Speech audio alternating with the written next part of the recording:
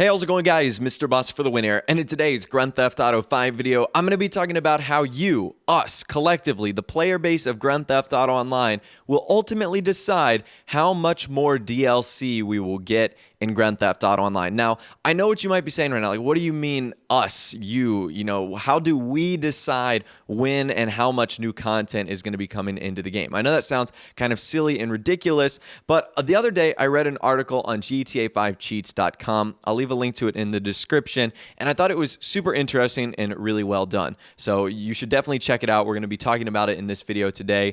The title of the article was Grand Theft Auto Online Players Decide When Support Ends. And I saw that and I was like, whoa, you know, that sounds really interesting. So I'm going to be talking about it in this video today. So obviously, with the announcement of Red Dead Redemption 2, probably the biggest concern of Grand Theft Auto Online players and the GTA Online fan base is that, you know, Rockstar won't be able to allocate all of its resources to online. Thus, we will see an end of Grand Theft Auto Online updates, and we will no longer be getting more DLCs. That's the fear, or that we'll see fewer and fewer updates and it won't be as populated and dynamic online as we've been used to over the last 3 years. So fortunately, I have some good news in multiple departments here. The first bit of good news comes from Take-Two Interactive, the parent company of Rockstar Games, who have basically stated that they have the capacity to work on multiple projects at the same time. So this is a direct quote from Strauss Zelnick, the CEO of Take-Two Interactive, who has stated, Rockstar Games has enormous bandwidth to work on multiplicity of opportunities simultaneously,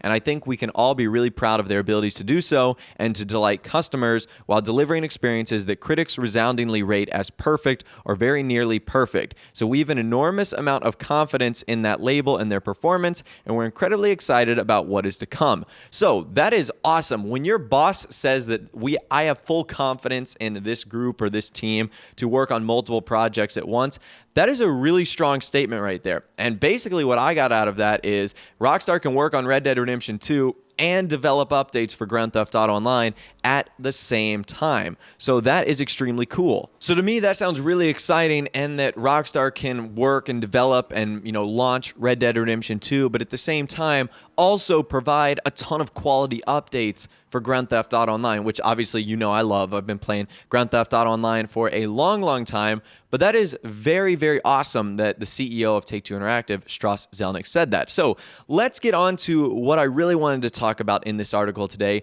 in that us, collectively, the Grand Theft Auto Online player base, will decide when Grand Theft Auto Online content is not going to be supported, or if it will be continued to be supported forever. So I know that that sounds kind of silly saying the word you, but really it is going to be the fans and the player base of Grand Theft Auto Online that keep Grand Theft Auto Online going. So one thing you guys need to note here is that Rockstar Games is a business. They don't make video games just because they're good at it or they have fun. That's probably a huge aspect of it, but Rockstar Games make a lot of money. And there's like one basic rule of business is that if you're good at something and you can get paid to do it, keep doing it. And players, us, are paying Rockstar a lot for new Grand Theft Auto Online content. And we've seen that with the analysis that has come out that they've brought in over $700 million since Grand Theft Auto Online has launched in profits from microtransactions. That is a ton of money. $700 million from shark card sales alone. And that doesn't even include game sales either. So that is outrageous that they have made a ton of money from microtransactions and from shark cards. So that's obviously a mind-boggling number right there, and it's probably a far cry from what Rockstar had initially envisioned when they were developing Grand Theft Auto 5 and getting Grand Theft Auto Online up and running.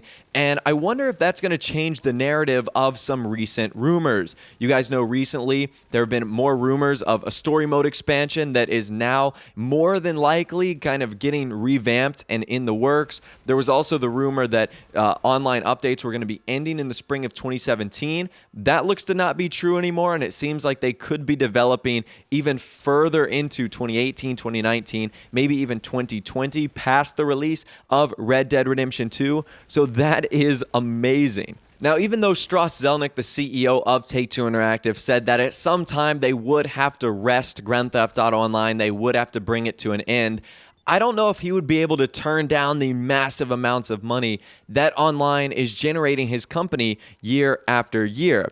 And there's even some predictions that online is going to be here to stay till at least the year 2020. So Michael Pax actually predicts the game will bring in $250 million yearly at least until the year 2020. And honestly, his prediction kind of makes sense. If you think about it, Grand Theft Auto Online started in October of 2013. Right now it's November of 2016. So it's basically been 3 years. They've made over $700 million so far. So if we do $700 million divided by 3, that's roughly, $233 million a year.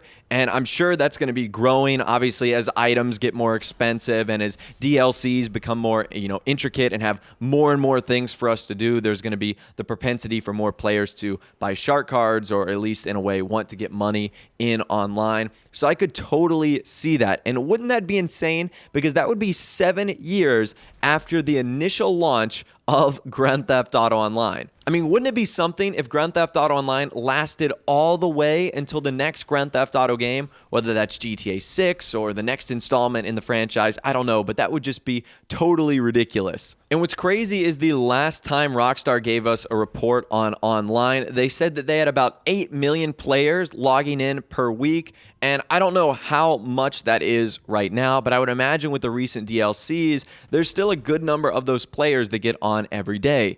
And even if just a tiny fraction of them are shark card buyers, that can generate massive amounts of income for Rockstar. And we know that they don't really need that many resources to develop Grand Theft Auto Online DLCs, which means that Rockstar basically have themselves a very low investment, high return product here, which is something you always want. It's a dream of any business. So bottom line, what this basically means is that Rockstar will likely not stop producing Grand Theft Auto Online until things change. There has to be two things that change here. Number one, and this is what I think is the most likely, is that the player base is likely to decrease.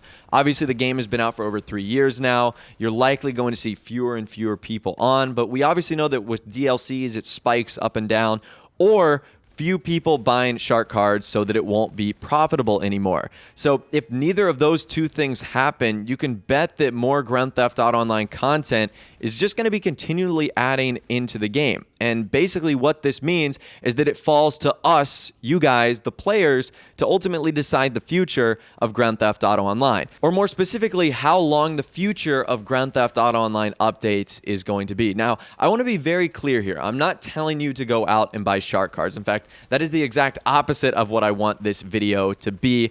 What I'm telling you guys is that's just the way business works. If Rockstar feels like they're making money here, or they see that they still have players in Grand Theft Auto Online, they're likely going to continue producing updates so that they can keep generating more money. They're a business. You can't blame them for doing that. And it's very clear that right now, Grand Theft Auto Online's internal economy is perfectly built with shark cards in mind, whether it's the expensive items that are added into the game, or whether it's the bonuses or discounts that really encourage you to spend your online cash. It's very clear that that's what Rockstar wants you to do. They want you to buy a lot of stuff and then come to a dilemma where you either need to work really hard to get more money to get more stuff, or be faced with that shark card opportunity in which you can actually use to buy items in game. And once again, I want to make it as clear as day here that I am not encouraging you to buy shark cards at all. There is still an entirely viable way to gain large amounts of cash without paying a single cent to Rockstar. In fact,